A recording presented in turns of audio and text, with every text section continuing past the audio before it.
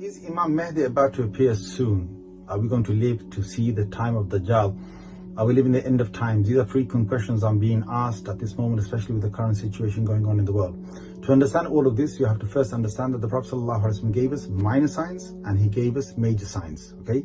Now, major signs, there are 10 of them, starting with Dajaal and then Isa alayhi salam, and then Ya'juj, Ma'juj, and so on. These are 10 major signs. None of the major signs can appear until all the minor signs have appeared.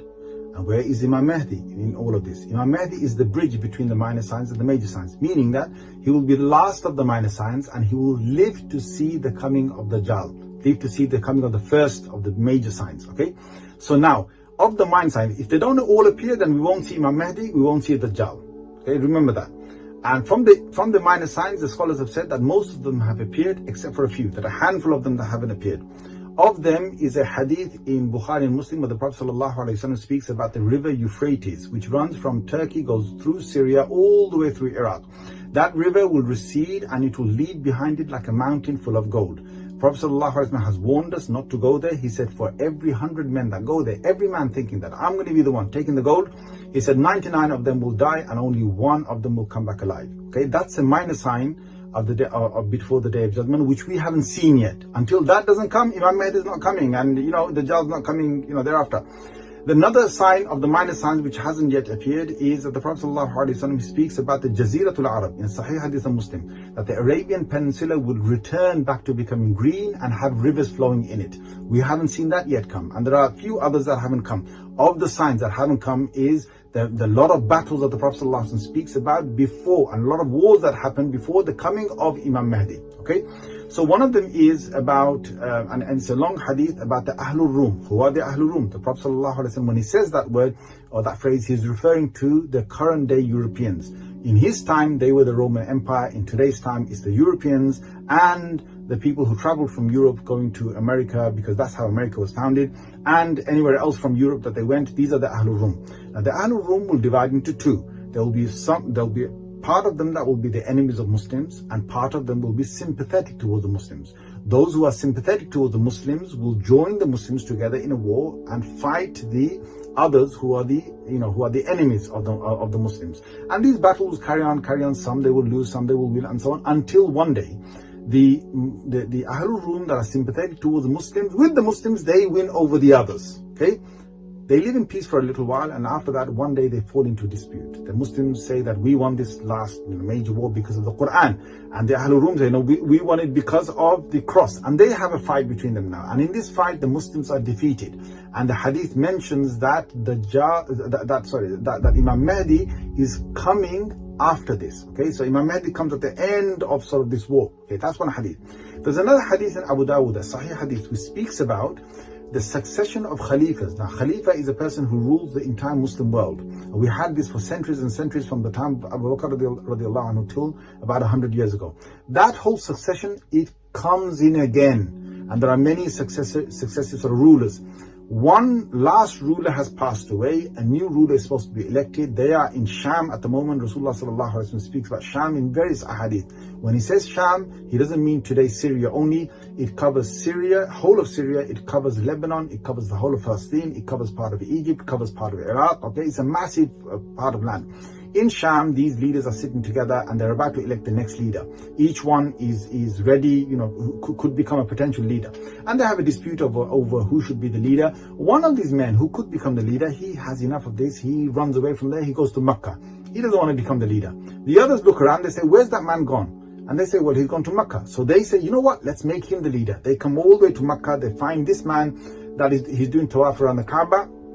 And they force him to become the leader of the Muslims, just like the Muslims forced Abu Bakr radiallahu anhu in the past to become a leader of the Muslims. Now, this man is the Mehdi. Now, how do you know he's the Mehdi? Not because of this occurrence, but because of another occurrence that happens at that very moment, which is, they left behind them, when they came down from Sham, they left behind them an army. That army becomes rebellious. And they say, well, what? They're making this guy the leader of the Muslims? No, we're not taking any of this, right? So they come with a whole army trying to crush these people.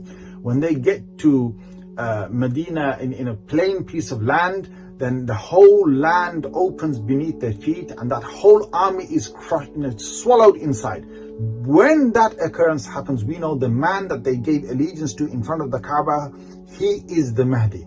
Now when Imam Mehdi comes out, he's now got to unite the Muslims together. So his first job is to get the Muslims together. Okay, so he's now the Khalifa of the Muslims. He gets the Muslims together. He comes to Europe for a major war. This is a major war where the Muslims, subhanallah, Rasulullah sallallahu alaihi wasallam speaks about a third of the Muslims, they are, shuhada, the best shuhada of the day. They're martyrs, martyred in that war. A third of them run away from that war, never to be forgiven again. And a third of them are victorious with Imam Mehdi. And now Imam Mehdi has the whole of Europe and the European side and the security of a good ruling, and he fills the earth with justice. As much as injustice was there before him, he replaces it with justice. In a hadith, he travels all the way to India, he travels all the way to Persia to bring the Muslims together. Now he's got his rule there. Now the key thing here is when Imam Mehdi has brought, and don't forget, there are a number of wars that have to happen before Imam Mehdi comes. So what's happening in the world is just like a war, but it's not the war that brings Imam Mahdi about. There are a number of other wars that have to come back, and all the occurrences that I've just talked about now as well. Imam Mahdi, when it comes to power, the hadith mentioned that he's going to frequently go up and down from Jerusalem back up north again, back to European side again. Now the scholars have said if that is the case, subhanallah, it means that Jerusalem will not be under anyone's occupation at that time except for the Muslims, except for Imam Mahdi. That's one set of scholars. Another set of scholars have said that Dajaal will have his base around the sort of Jerusalem area. Now there's a whole dispute between the scholars, which is that what's going to be, whose occupation is Jerusalem going to be in at the time when Imam Mahdi appears and when Dajaal comes about. Now we are going to incline more towards the fact that subhanallah, Imam Mahdi has got Jerusalem under his control. Okay, from the ahadith, it's quite clear because he's going in and out of it. And the ahadith mention, okay, in one hadith he mentioned Dajaal can't go to Makkah and Medina, which is, when you say Makkah and Medina, the Prophet ﷺ is talking about the Haram of Makkah and the Haram of Medina, which is the masjid and its vicinity. It's outside sort of vicinity. That's in Makkah and Medina. Another hadith in Ahmad mentions 4 places Dajaal can't go into, and it's Makkah, Medina, and Masjid al-Aqsa and Masjid al-Tur. Okay, now when he says Masjid al-Aqsa, subhanallah, the Prophet is saying he can't go to Masjid al-Aqsa. Does that mean that the whole of the Aqsa surroundings are under the occupation of the people who are trying to take over it right now, and Dajaal can't only go into Masjid al-Aqsa?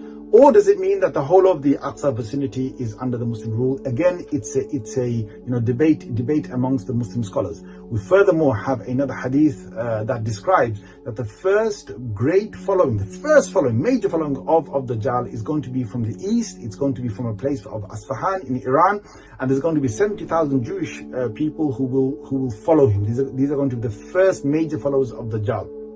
Now, again, the question is, why from that part of the world? Why are they the major? Is it because he's got his major base somewhere in the east, and then he comes to fight the Muslims over here in the Middle East and so on? Who knows? We can't be for sure, but certainly we've got hope that whatever is happening right now in the world, it doesn't have to be that they take over this entire place.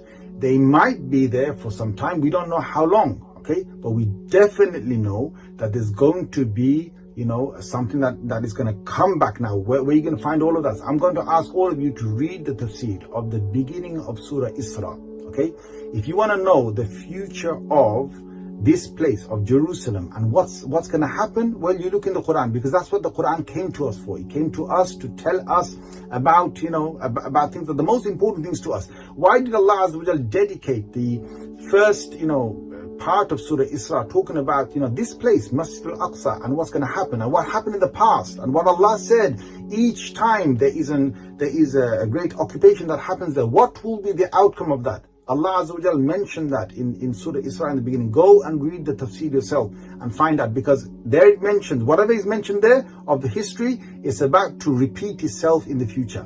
Okay, eventually there's going to be no occupation there, because Allah will send His men in there, right? His men in there, and it says that dakhaluhu, they will enter the masjid, as they entered beforehand. Does that mean again that the whole thing is occupied by the people who are trying to take over right now? It could be, yes, it could be very much so that they actually take over the entire place. It could also be that all this happens and way and gone.